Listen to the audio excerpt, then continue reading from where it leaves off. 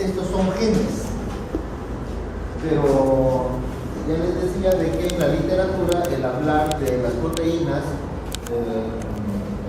deberíamos de hablar de proteínas, pero se utiliza el CMH, ¿no? Cuando debería de decirse de repente, ¿cómo se llaman las proteínas del CMH?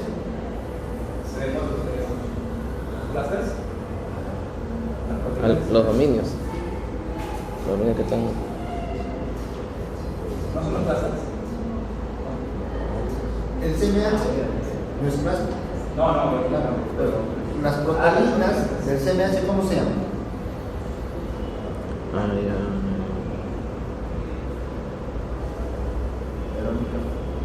El control de Alfa. Ya, yo me lo hice mal.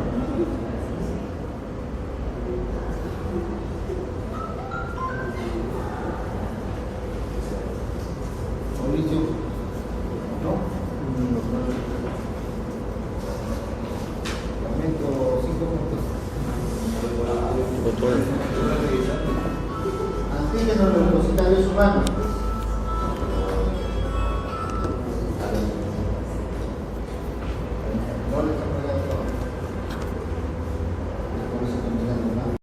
Cuando se habla de proteínas, se habla de antígenos leucocitarios humanos.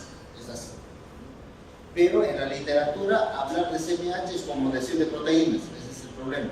Eso les había dicho desde el inicio. Desde el inicio les había dicho. No se habla de HLA. Sino se habla de ¿Cómo? No, pues las proteínas están codificadas por genes. ¿No? Es que normalmente debería de decirse CD, por ejemplo, ¿no? Estamos hablando de la proteína. Pero en la literatura científica se habla, por ejemplo, de CMH y se está refiriendo a la proteína, no al gen. Entonces, ese aspecto tiene que considerarse. Bien, entonces, no sé si ya son conscientes del concepto de identidad. Muchas veces, por eso es que les pedía vocabulario, ¿no? Muchas veces hablamos algo y no somos conscientes de lo que estamos hablando. Entonces, cuando llega un momento en que sí lo notamos, ¿no? No sé si les comenté.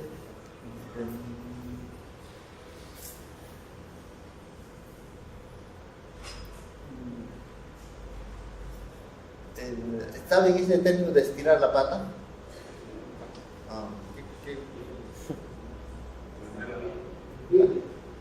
Está muerto. Está muerto. Y cuando lo entendí bien, cuando iba a la morgue, todos los miraba con la pata estirada. O sea, ahí entendí realmente cosas así. Cuando, por ejemplo, sentimos de que alguien está enfermo, cuando nos acontece a nosotros o a alguien de la familia. Si nos dice, ¿está enfermo? Yo no. O sea, cuando nos hacemos conscientes de algo, ¿no? Cuando realmente lo entendemos a plenitud, ¿no? Entonces, por ejemplo, esto de identidad. 6 síntomas. Claro, ¿no? Lo entendemos, ¿no? Y muchas veces, en teoría, podemos hablar de repente de la tuberculosis, pero de repente alguien de ustedes está teniendo tuberculosis y lo va a entender mucho mejor que yo.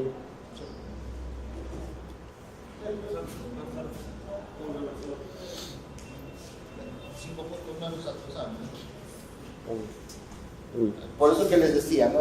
Sería bueno tener vocabulario y ese vocabulario ustedes mismos tendrían que hacer. O sea, yo no darles el vocabulario porque al final de cuentas no voy a poder de repente transmitir todo el concepto que encierra ese evento inmunológico. Entonces, en este caso, el complejo mayor de histocompatibilidad es lo que nos da nuestra identidad.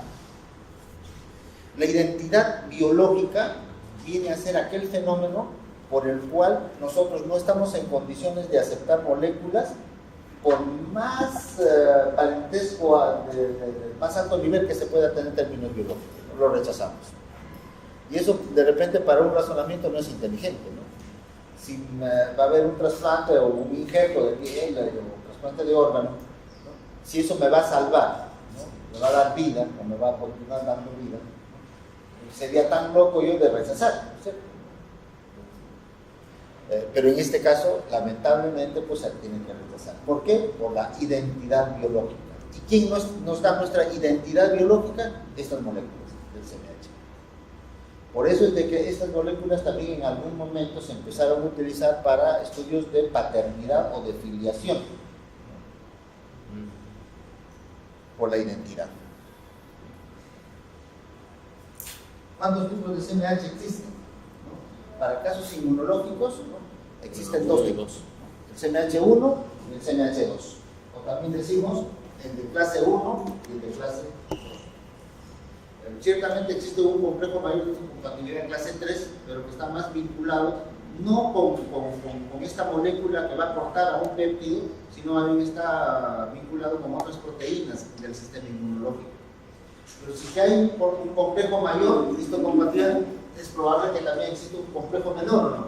Claro que sí, también existe. Vamos a hablar. ¿Cómo se empieza a evidenciar de que existía un conjunto de proteínas que nos daban nuestra identidad?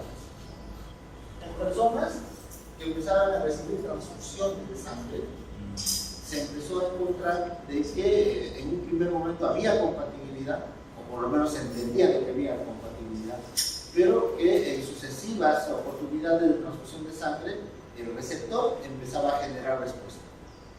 ¿Y por qué era eso? Porque había algo que no era compatible. Y eso eran los antígenos leucocitarios humanos. El otro caso, en trasplantes. En trasplantes, muchos órganos eran rechazados. Pásenme por favor el control de asistencia, Sergio. Ya luego me lo dan ya de una vez.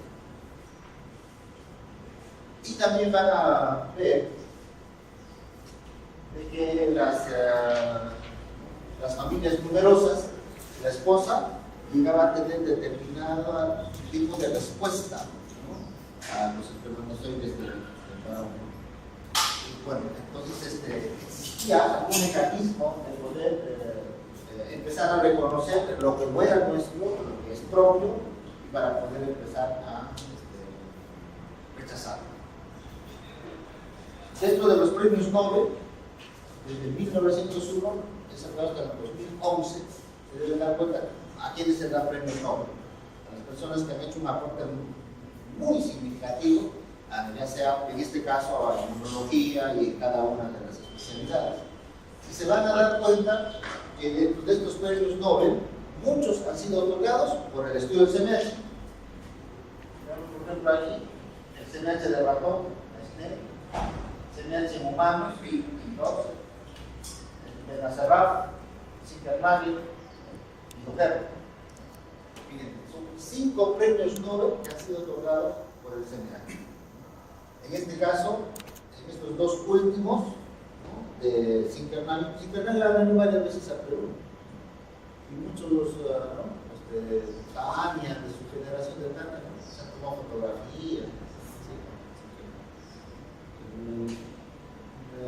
Estos premios Nobel son bien tranquilos, se caracterizan por eso, bien humildes, no usan la pena, no alardean, ¿no? ¿Quién se señala el premio Nobel de Zinkernavi? Barritos, era la una.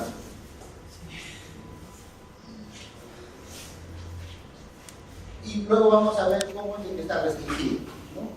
¿En qué caso hablamos de que nosotros estaba restringido al CMH?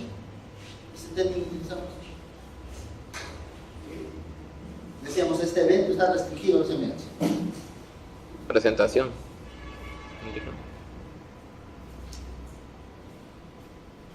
¿Se recuerdan? ¿Presentación de antígenos? Claro. Pero en la evaluación de los linfocitos T, ¿se recuerdan? Entonces, capacitación. Ya tenía. Su PCR, su clúster, tenía que ser evaluado. El clúster tenía que ser evaluado por quién? Por el CMH. De ahí venía el CD4, CMH2, etc. No estaba restringido. Eso es lo que habla ahí, ¿no?, de que está restringido. Ya les voy a explicar ya un poco con más detalle cómo es de que ellos lograron identificar de que se estaba restringiendo a esta molécula la presentación de antígenos.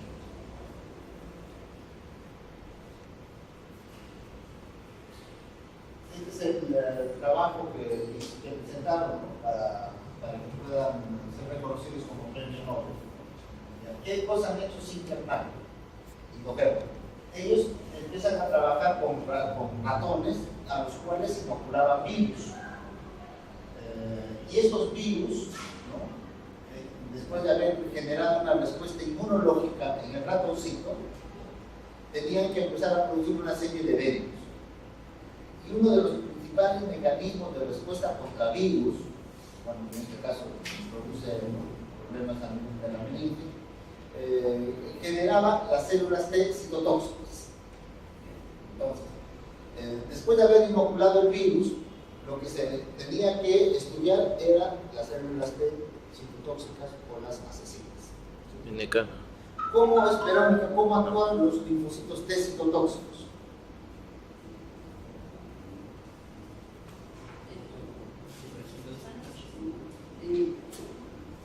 ¿Cuál es el mecanismo molecular que actúa en estas células?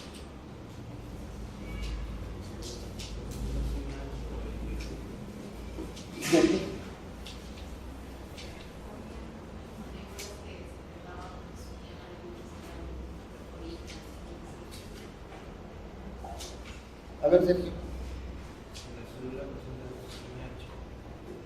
Claro, ¿no? Las células T citotóxicas tienen que reconocer a un perdido, pero que esté en un CMH. ¿Y qué tipo de CMH? 1. CMH1. Tienen que trabajar con el CD8. Y como consecuencia biológica de todo eso es la lisis o el daño de la célula diana. Entonces, esas células T citotóxicas, también descubrieron dos cosas. Primero, que reconocían a las partículas del virus. Tenían la capacidad de reconocer partículas virales. ¿Eso qué cosa quiere decir? De que había una célula que se había convertido en una especie de célula presentadora de antígeno. Yo no lo pongo todo. Entonces aquí se tenía una célula que había tenido la capacidad de procesar ¿cómo se llama? Estos componentes del virus, colocarlo en un CMH y luego pueda ser reconocido por el linfocito T citotóxico. Estamos hablando del CMH1 y del CD8. Entonces, ¿qué cosa ellos descubrieron? De que este linfocito T citotóxico reconocía dos cosas. ¿Qué cosa reconocía? Componentes del virus. Pero ese componente del virus tenía que estar anclado en otra molécula. ¿En qué molécula? Una molécula del CMH. Ese fue el descubrimiento que hicieron, ¿no? Lo que sin Kernel. Eso les valió el premio Nobel. Sí. Entonces, se cimenta un poco más el concepto del HLA, del CMH. Porque antes solamente se decía, ¿no? Porque dice que las personas que participaban en las guerras que hemos tenido a nivel del mundo, muchos de ellos terminaban quemados. Entonces, algunos decían, ¿no? Esta persona que se ha quemado, etc., ¿no? Ha llegado a morir porque se le ha infectado, o porque las lesiones eran muy graves. Entonces, ¿qué deberíamos de hacer? Devolverle la piel. ¿Pero de dónde vamos a devolverle la piel? Pues de animales era imposible. Inmediatamente ocurría rechazo. Entonces, dicen que a todos los cadáveres que estaban ahí, más frescos, les sacaban la piel y se los colocaban. Algunos prendían y algunos no prendían. Entonces ellos decían, ¿no? Hola, ellos decían, ¿no? Es porque existe algún rechazo. Y entonces empiezan a buscar cuál era ese rechazo y se dieron cuenta de que era una molécula, que era el HLA. Y este estudio ya hace ya casi la parte final de nuestro entendimiento inmunológico de que los CMH llevan todavía moléculas para que puedan ser presentados hacia linfocitos. Entonces, ciertamente no me convence mucho a mí que una persona que tenga que ser protegida por un gel o por un trasplante, como les decía, ¿no? Nuestro sistema inmunológico no va a morir. No era que el experimento demostraba que tenía que tener un patógeno de virus y que no presentaba CMH, o que tenía que presentar CMH y patógeno. Este es el CMH y este es el. Si no tenía el CMH, no hacía el efecto viral. dos. Lo que está diciendo ahí, hacía dos cosas. Reconocía tanto a la partícula del virus como el CMH. No podía actuar el linfocito T citotóxico solamente con CMH. Y esto lo hablamos en la tercera forma de procesamiento y presentación del radical inmunogénico. Entonces, la lucha por la sobrevivencia de nosotros está restringida pues, a estas moléculas. Y que no es una sola molécula, sino es un complejo. Algo así como el complemento no era una proteína, sino es un complejo, pero es un conjunto de proteínas. En este caso, igualito, es un conjunto de genes. Y ciertamente un conjunto de genes que codifican un conjunto de proteínas. Este es el complejo mayor vistocompatible. ¿Cómo están organizados estos genes? Estos se encuentran ¿dónde? En el cromosoma 6, en el brazo corto. Ahí se codifica. Ahí está la clase 1 y la clase 2. Existen todavía regiones A, B y C. Se habrá un CMH de tipo 1, tipo A, tipo B, tipo C. Igualito, ¿no? Para la clase 2 habrá una región D, y a su vez la región D, DP, DQ y DE. Aquí está un poco más explicado.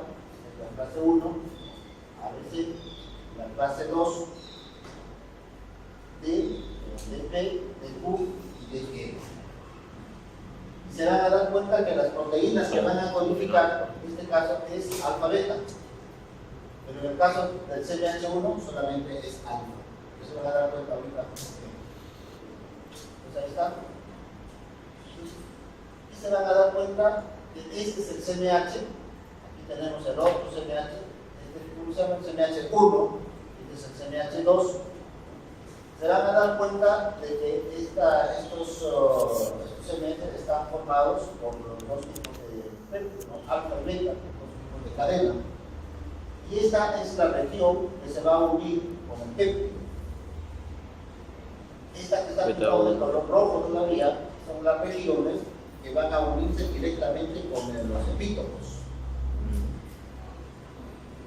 En el caso del CMH1, tenemos un alfa 1, un alfa 2, un alfa 3. Aquí tenemos el surco. Se van dando cuenta que el surco tiene mayor capacidad de reacción, diríamos, o de unión. Por eso que puede tener hasta 15 o 16 aminoácidos que se pueden unir en el surco. Y lo ven ustedes ya en otra presentación. Desde arriba. Serían los puntos que se van a unir. Y existe pues ahora toda una especialidad en la bioinformática que se dedica a saber cuáles son los aminoácidos, cómo se están expresando los aminoácidos, cómo están variando estos aminoácidos, justamente para la preparación de vacunas, por la capacidad de reacción, por la ausencia de reacción. Pero en este caso, esta molécula que ustedes ven aquí, de color blanco, no está codificado en el cromosoma 6. Por lo tanto, no pertenece al complejo mayor vistocompatibilidad. Esta es la beta-2 microglobulina. Esta es la beta-2 microglobulina. ¿Por qué es poligénico? Porque viene de varios genes. ¿Y por qué es polimórfico? Porque existen varias presentaciones de estas proteínas. ¿Se recuerdan por qué era polimórfico? ¿Por qué era importante que el CMH deba ser polimórfico? Carlos.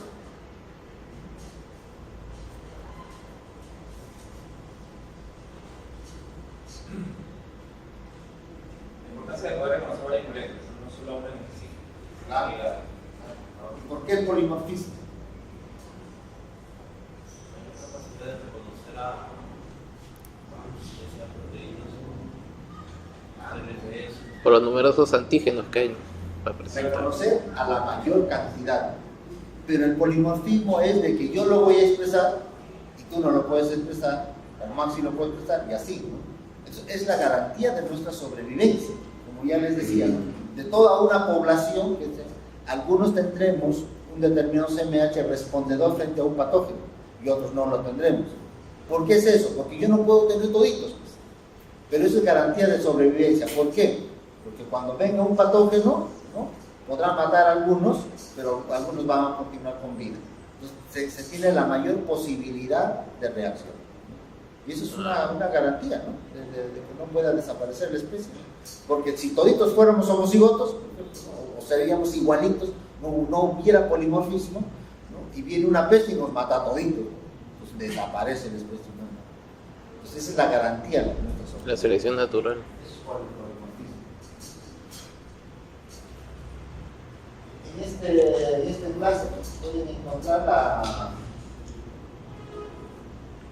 la gran cantidad de polimorfismo que se va reconociendo con los años. Cada vez más se reconocen más. ¿Y por qué se reconocen más? Porque tenemos técnicas moleculares más sofisticadas para poder identificarlos. Por ejemplo, ahora, antes, ¿cómo se identificaba, cómo se hacía el tipaje de HLA? Se hacía por microlinfotoxicidad. Como ya hemos hablado de filiación de complemento, ¿qué es lo que pasaba? Se tenía un anticuerpo para un determinado CMH, se hacía la reacción y después se agregaba complemento y esas células se alisaban. Entonces, cuanto menos anticuerpos teníamos, podíamos reconocer muy pocos CMH. Pero ahora, con la tecnología molecular que se tiene, se puede reconocer una mayor cantidad. Esa es la página a la que ustedes pueden ingresar. Ustedes quieren saber cómo se hace la nomenclatura de estas moléculas.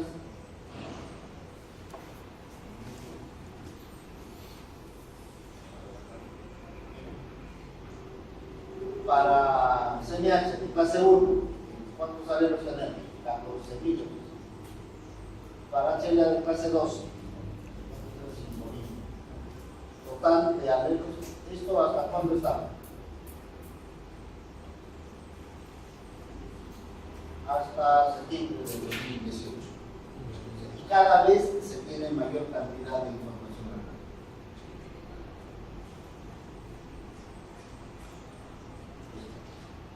Entonces, les estaba diciendo de que para el CNH1, ¿cuáles son? A, B, C.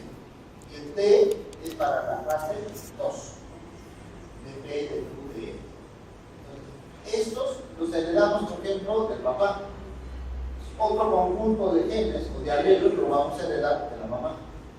¿Cómo se llama cuando se heredan así en grupos? Se llaman haplotipos. Ahí está el HLA. Y nuevamente les digo, ¿dónde están codificados estas proteínas? Están codificadas en el cromosoma 6, en el brazo corto. ¿Y cómo se llaman a estos? Se llaman CMH. Esas proteínas que son codificadas se llaman HLA. Eso que quede. ¿Cómo se hereda entonces? Fíjense, del papá, de la mamá, y las posibilidades que tenemos. ¿Cómo se llama eso? El haplótipo se llama codomo. Expresión del CNH. La expresión del CNH tiene que estar en todas nuestras células. Si hablamos del CNH1, se van a dar cuenta de macrófagos, células dendríticas, células epiteliales del tipo, otras células, pero el CNH2 no, van a ser mucho más restringidos. Ya no se encuentran en todas las células, sino en algunas. En algunas que generalmente tienen mayor importancia en el procesamiento y la presentación de la viral inmunológica. Vamos a ver entonces acá. Aquí se va a dar un adecuado reconocimiento. ¿Por qué se va a dar el adecuado reconocimiento? Porque se está trabajando aquí con el CNH adecuado y con el PCR adecuado. Entonces aquí habrá reconocimiento. Aquí se está trabajando con el CNH adecuado, no es amarillo, colorcito. Aquí está cambiando el péptido y tampoco el PCR podrá reconocer. Entonces aquí, o hay reconocimiento, no hay reconocimiento y también ahí no habrá reconocimiento. Porque la complementariedad molecular tiene que ser muy específica. Ya les estoy diciendo, ¿no?, a cuántos aminoácidos se reducen, ¿no? Y en el surco también tiene que haber un reconocimiento adecuado. Entonces, este es el CNH 1, o sea, alfa 1, alfa 2, alfa 3, la beta 2 microglobulina. Ustedes ven por la presentación en cinta, el surco o la hendidura donde va a caber perfectamente el pelo. Ortográfico, lado de arriba, y aquí ligado del costado. Aquí está el péptido y aquí está el surco. Entonces, ustedes van a llevar un curso de bioinformática en el 10º ciclo, creo que podrán aprender más sobre estos aspectos. El CMH1, les decía, el CMH1 y el CMH2 son los que están involucrados en el reconocimiento y la presentación del radical inmunológico. Pero existe también un CMH de clase 3. En este caso, esos genes, porque estamos hablando del complejo, ¿no?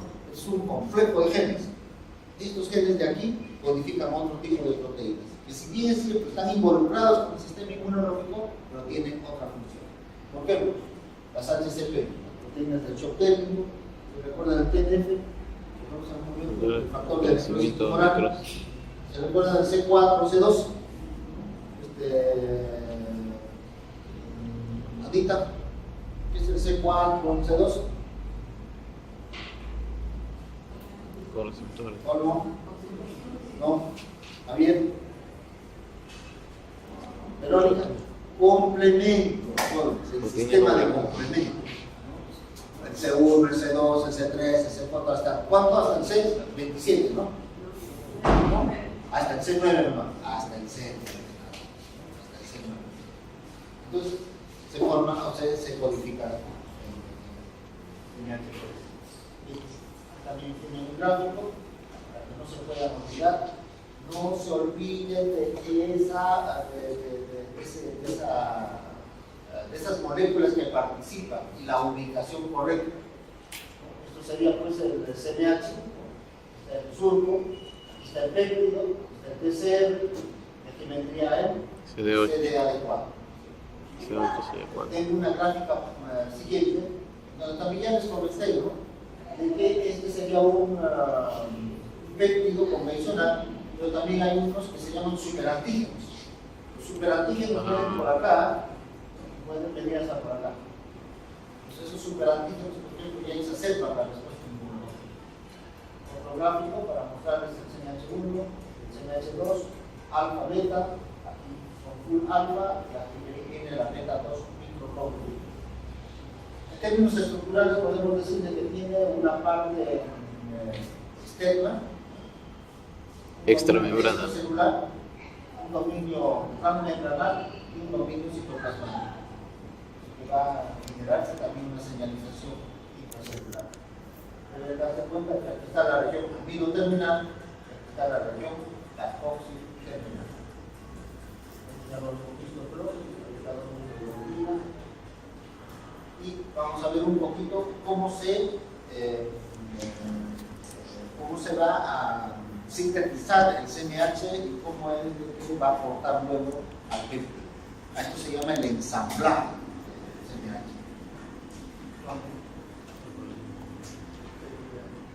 Esta estructura que se llama proteosoma, algunas proteínas que no van a cumplir su función, y ya cumplieron su función, o están mal ensambladas, o son proteínas que vienen de algunas estructuras viejas, esas tienen que entrar al proteosoma, y luego de ahí serán cribados o fragmentados, y saldrán los pequeños fragmentos de péptidos. Estos péptidos, ayudados de una TAP, ¿no? Una proteína transporte. En el retículo endoplasmático ya se ha ensamblado el CMH1. Posteriormente, este CMH1 se unirá todavía a la proteína que ha sido transportada por la proteína SNAP, ¿no? Y luego se convertirá ya esta célula en una célula presentadora de antígeno. Este gráfico está un poco más explicado. Para que pueda haber el ensamblaje adecuado del CMH1, participan algunas otras moléculas. La carnexina, por ejemplo, se van dando cuenta de que el CMH1 se va ensamblando. Aquí la carreticulina, el L357, todas estas moléculas van a permitir que se ensamble adecuadamente el CMH1, pero no deben perder de vista de que el surco tiene que estar protegido. El surco no puede estar libre, después de que haya culminado el proceso de ensamblaje, porque este surco podría unirse con cualquier otra proteína que pueda tener determinada afinidad y podría promover reacciones de autoinmunidad. Por ejemplo, tiene que estar protegido. Paralelamente, en este lugar, ¿qué es lo que va a pasar? ¿No?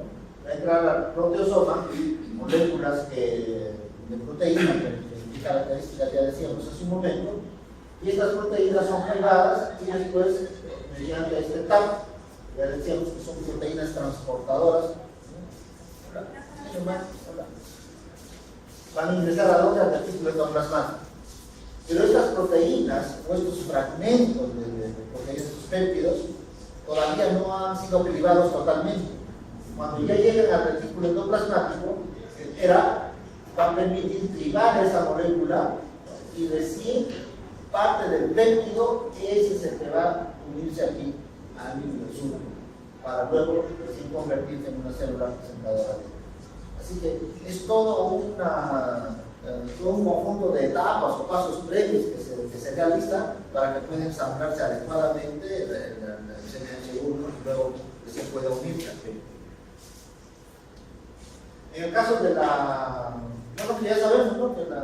cuál es la estructura del CMH1, son de cadena alfa 1, alfa 2, alfa 3. La beta 2 microglobulina es la que le va a dar el soporte tridimensional, ¿no? para que pueda funcionar bien la molécula, si no estaría lightning. Y a quienes se van a unir, luego se van a unir a fragmentos de proteínas, ¿no? que van a ser procesadas, ¿no? en el proteosoma. ¿Qué necesitan? El CD8 para poder presentar y trabajar con los micros. El HLA2 también tiene 3 dominios.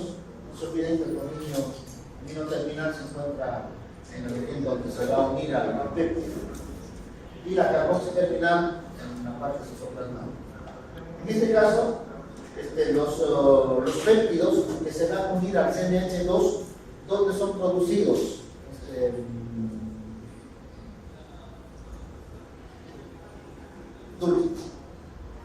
Los péptidos que se van a unir al CMH2, ¿dónde son producidos?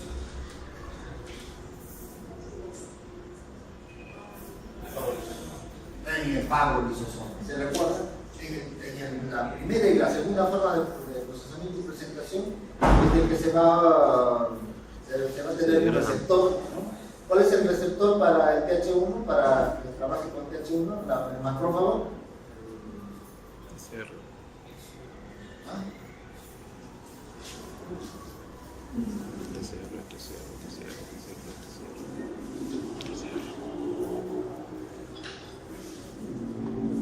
Miramos.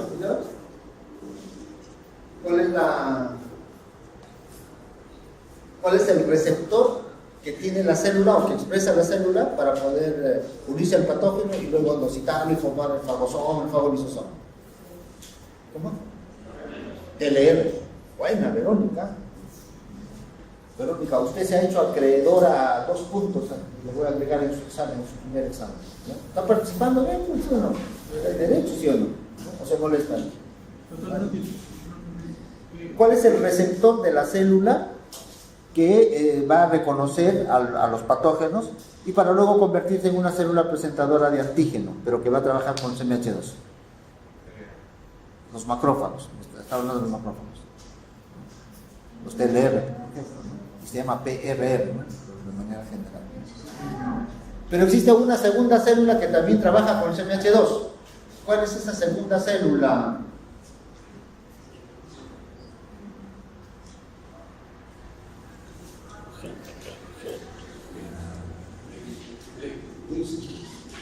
¿Cómo se llama?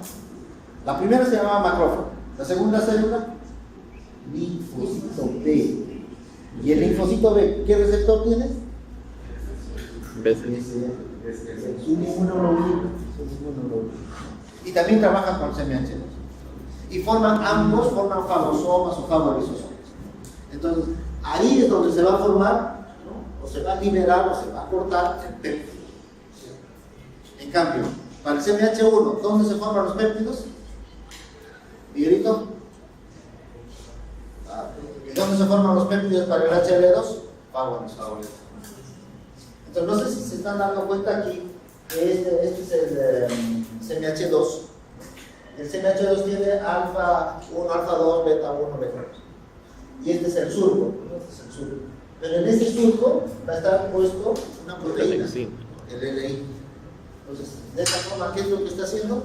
Igual que el CMH1 está protegiendo, ¿no? Con la carga de trifilina y todo eso, no está protegiendo el surco, igualito aquí está protegiendo. Ya cuando esta vesícula va a empezar a llevar para unirse con el favoristosoma, ahí es donde recién, miren, va a ser degradado el L1 y recién deja libre el surco para que el péptido pueda alcanzar perfectamente. Y después recién sale hasta la superficie para convertirse en una célula presentadora. Profesor, ¿qué es lo que está pegando al principio? Aquí en el retículo endoplasmático se forma el CNH. Aquí se está formando el CNH. No, me creo que está recibiendo el color rojo. Esta es una molécula que viene del mismo retículo endoplasmático. Esta molécula, esta circular de aquí, ya es el péptido que se va a unir al sur.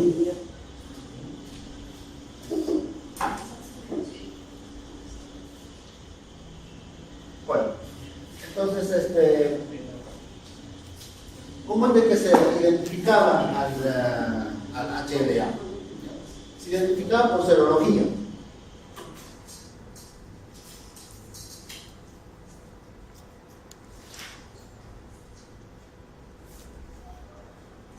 Ya saben qué cosa es ELISA. Se hacía una ELISA y se determinaba. Algo así como si nosotros hemos determinado la neutrofila coriólica, ¿no? Lo que se buscaba era el HLA1 o el TQ-alfa 22, por ejemplo. Entonces, para eso se tenía anticuerpos. Cuando llevaron microbiología, de repente les hablaron sobre serotipificación, no. Sí, les hablé yo en práctica. Y en teoría, de repente les he hablado más.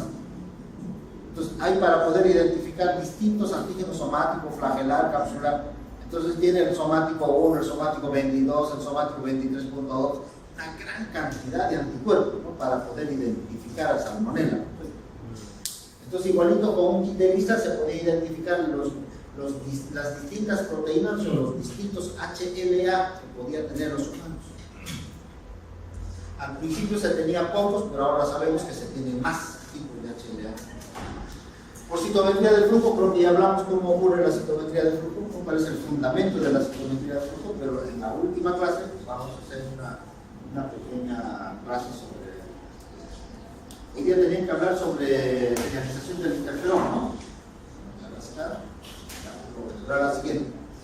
Y la microlinfotoxicidad, que ya les expliqué hace un rato. ¿Alguien entendió con la microlinfotoxicidad?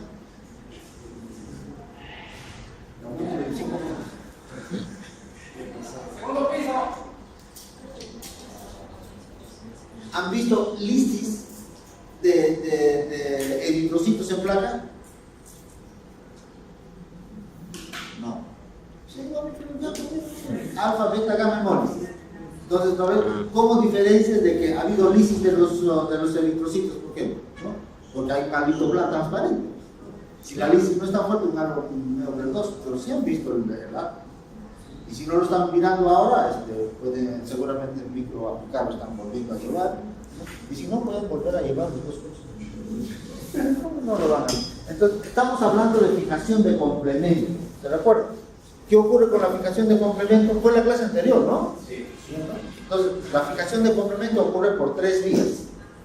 Yo desarrollé la vía clásica, y los que van a hacer complemento van a desarrollar la vía alterna, de properties y la vía de las lectinas. O sea, en eso quedamos. Entonces, ¿cómo ocurre esto? De que va un anticuerpo. Imagínense que si hay una célula que está expresando un determinado HLA, ¿no? Y da el anticuerpo dirigido contra ese HLA, ¡pum! Y luego reacciona. Solamente va a reaccionar ¿con qué células? Con las células que están expresando ese tipo de HLA. Por lo tanto, si yo saco de Javier y no tiene su HLA, ese tipo con el anticuerpo no podrá reaccionar. Pero si saco de Max, sí reacciona. Y después de eso, ¿qué cosa viene? La lisis. Se fija el complemento y se alisa la célula. Eso se llama microlinfotoxicidad, cuando ocurre la lisis. Entonces decía, todas las células que se han listado, ¿qué cosas tienen? Tienen ese HLA, el que se está buscando.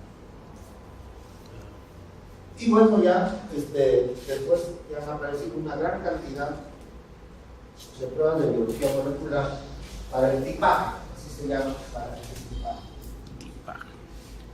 ¿Por qué es importante saber el CNH? No creo que hayan dado tantos premios Nobel, muchísimos premios Nobel. Pues para qué primero, ¿saben? ¿No? Cuando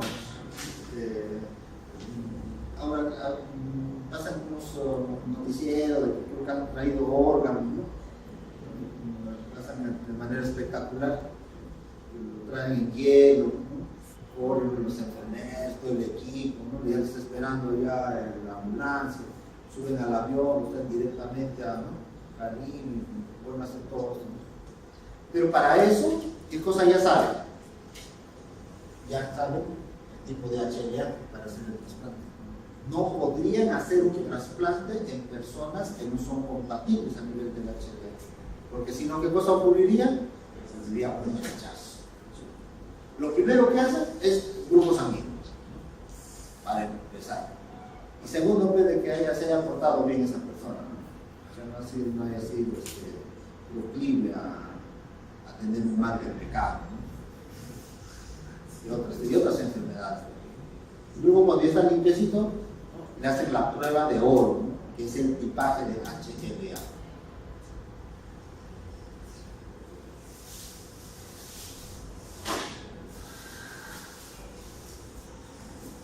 Y bueno, ya sabemos, ¿no? Cuando el sistema inmunológico está funcionando bien, ¿cómo se llama eso? Inmunocompetencia. Pero el sistema inmunológico puede empezar a funcionar de manera exacerbada. Eso no es correcto, ¿no es cierto? Esto no es correcto. Pero lo exacerbado no es correcto. Porque eso nos puede conducir hasta la muerte misma. Pero tampoco no puede haber una deficiencia. Porque si hubiera deficiencia, ¿qué cosa ocurriría? Pues también no tenemos capacidad de defensa y también podemos llegar a eso. Son anormalidades del sistema inmunológico. Otra anormalidad del sistema inmunológico.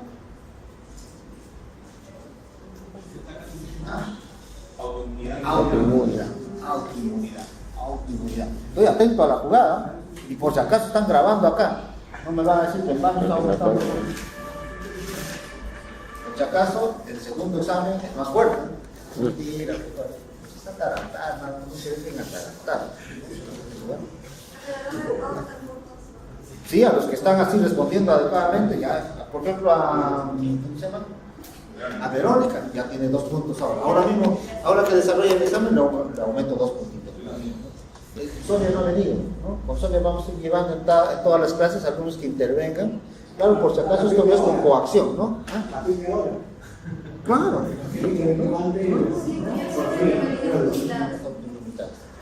Entonces, ¿el TAP qué cosa hace? ¿Cuál es la función del TAP? Es una proteína transportadora de antígenos. ¿De dónde lo lleva? El citoplasma lo lleva hacia el retículo endoplasmático para que sea todavía cortado.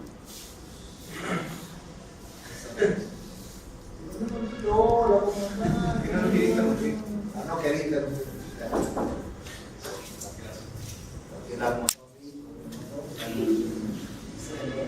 Pues miren, ¿no? Cuando existan problemas, por ejemplo, a nivel del TAP, ¿qué es lo que pasa? Hay una inmunodeficiencia. Es entendible, ¿no? Y a nivel de las inmunodeficiencias, tengo el siguiente comentario. No creo que lleguemos a ser de inmunodeficiencia. Esto es muy importante para la parte clínica. Pero sí les estaba comentando algo de que sería bueno de que tengamos como una especie de una historia clínica única, ¿no? No solamente en Lima, sino en todo el país, única, no solamente en el país, sino en el mundo. ¿Saben por qué, Pablo?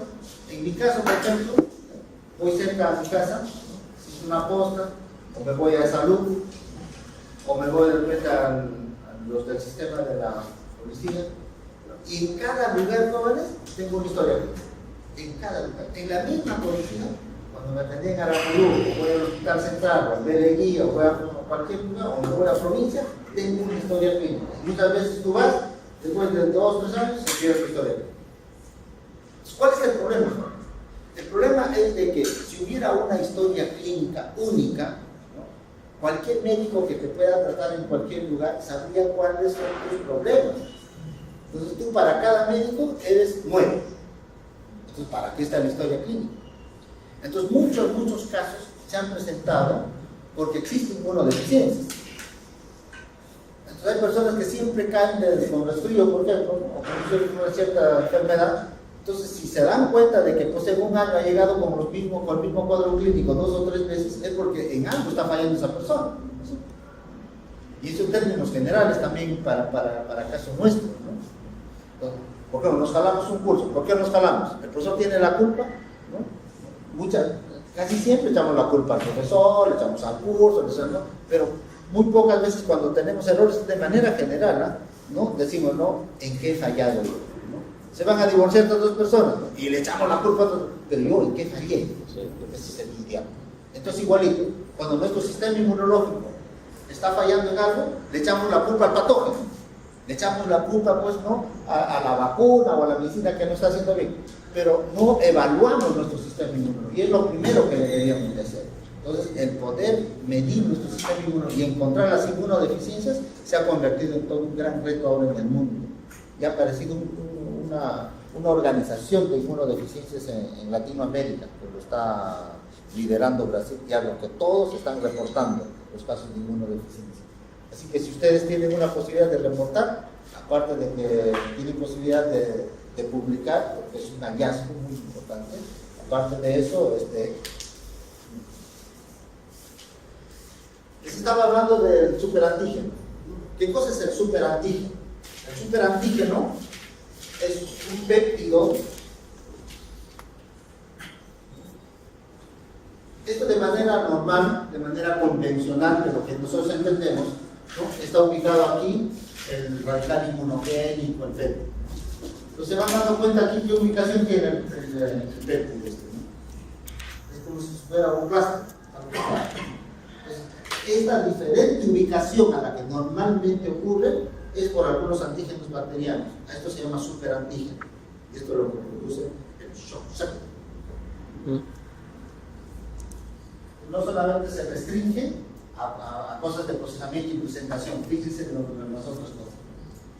Luego, pruebas de paternidad. Si es que algunos miembros de la población expresan el CMH y este CMH es muy polimórfico, eso tranquilamente se puede estudiar para ver casos de filiación o de paternidad. Pues podríamos decir, este CMH lo tienen tales personas, y es por eso que creo que desde hace un montón de años antes, ¿no? Se dice, no, esta enfermedad tiene componente genético. Si tus padres han tenido este problema, es probablemente que tú también los padezcas. Y es por esto, ¿no? Porque si mis padres, mi familia no tienen capacidad de responder ante un patógeno, es probablemente que yo lo tenga también. Más aún que el HLA se hereda por sí. Sí.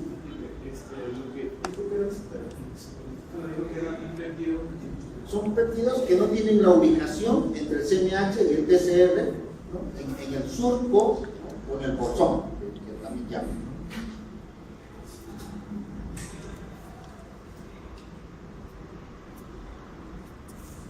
Esto de aquí se llama surco. Entonces, cuando ocurre la presentación, pues esa es la ubicación del péptido que el PCR reconoce. Pero cuando está al costado, ya eso ya no es correcto. Entonces ahí gráfico. Aquí sería su ubicación correcta. Aquí sería su ubicación correcta. Pero cuando aquí ya tiene una ubicación diferente, entonces ya no es lo convencional. Entonces ahí se exacerba la respuesta. Doctor, sí. Uno, ¿por qué sí existe el superantígeno? ¿Por qué supone que tendría que haber un límite tan grande? Son modalidades que se presentan en la naturaleza. Para que yo diga, ¿y por qué unos hay y otros B? ¿Y por qué genera el shock? porque es una reacción exacerbada que se presenta, algo así como la alergia, ¿sí? Y las personas mueren. O sea, es como que se pega ahí, entonces Claro. la reacción está continuamente hecho. Los linfocitos empiezan a producir de repente TNF en cantidad, Mm. dañan tejidos. Eso es lo que pasó con la mamá de una de las exministras, excongresistas de Toledo, el retiro de Arequipa, todo, llegó acá y no tenía su DNI, etc. Y hasta su shock avanzó y la mató. Claro. El otro, estudios poblacionales. ¿Alguien puede explicarme por qué es importante para el estudio de poblaciones el CMH? Porque hay ciertos grupos en los cuales se hacen ciertas diferencias en la parte de respuesta inmune. O sea, incluso también la captación de las enfermedades que tenemos. Claro, ¿no? Bueno, ¿no? Entonces, yo quiero saber por qué esta población es sensible, por ejemplo, ante tal enfermedad. Entonces tengo que buscar, ya hace un momento les decía, tengo que buscar cuál es la debilidad de su sistema inmunológico. Entonces hay un tipaje del HLA y si están expresando cierto tipo de alerta, diré uno de que esta población es sensible porque presenta este tipo de HLA y no son respondedores. ¿Sí? Entonces cuando yo ya también tenga que producir de repente una determinada vacuna para esa población, ¿qué cosa tendré que buscar? Tendré que buscar un péptido de ese patógeno que sí pueda ser reconocido por el HLA predominante de esa población. ¿Cierto? Es importante hacer los estudios poblacionales, si no, no basta tener solamente la capacidad inmunogénica de la vacuna, ¿no? Sino también la capacidad respondedora de la población, ¿no? Incluido pues a todo esto también otros componentes como el que habíamos mencionado. Cuando hablamos inmunógeno, hablamos una serie de características, ¿no? Se van dando cuenta que el HLA es muy importante. Bueno, pues para acá subimos esto.